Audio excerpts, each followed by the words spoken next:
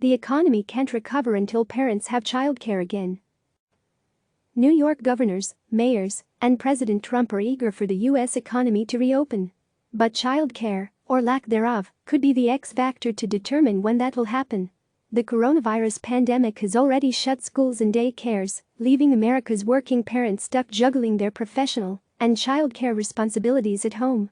Now the summer holidays are around the corner, but it's uncertain whether summer camps will open. COVID-19 has taught us a lot of things, but one critical thing it showed us is how important childcare is to a functioning economy, said Francis Donald, chief economist and head of macro strategy at Manulife Investment Management. Beyond the risk of workers burning out, millions of people staying at home is a strain on the economy.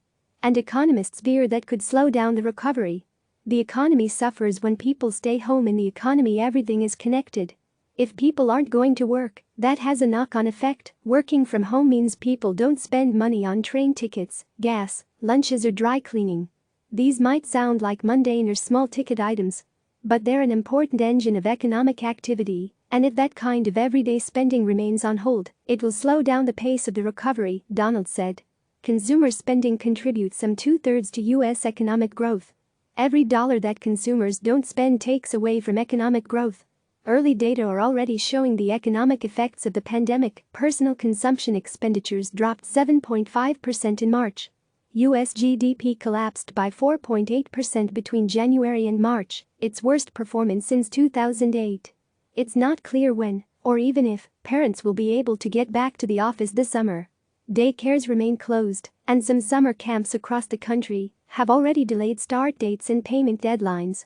The American Camp Association told CNN in an email that camps are awaiting further guidance from the CDC and local governments, while also working on contingency plans including virtual programs. But if summer activities simply move online, parents still can't go to the office. And even if camps do open for the season, parents might not feel comfortable sending their kids there. Mike England, principal director and chief economist at Action Economics, said all of this means households with 2 working parents will need to adopt a strategy to cope, perhaps with one parent working from home, quitting their job or not looking for a new one if they were laid off. That continues the knock-on effect. If people leave the labor force altogether to take care of their kids, that reduces the labor force in the employment level, so we get a less rapid bounce, England added. The future of work and childcare is also a problem of privilege because it's expensive. And the current unemployment situation is highlighting that inequity.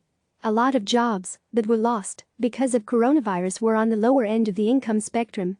And parents with lower incomes might have to choose between childcare and re-entering the job market when the economy begins to reopen, said Elise Gould, senior economist at the Economic Policy Institute. This will dampen how families, particularly low-income families, access the economy that is opening up to them again, said Donald. In the future, there might be more government support for childcare, she suspects. That's already happening in places like Illinois, for example, where the state is now picking up the childcare costs for essential workers.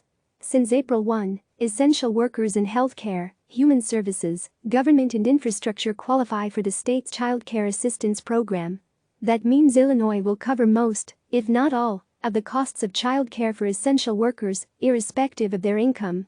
Between these kinds of social programs and the mainstreaming of remote work, coronavirus could change the nature of work forever. Click subscribe to receive the latest news.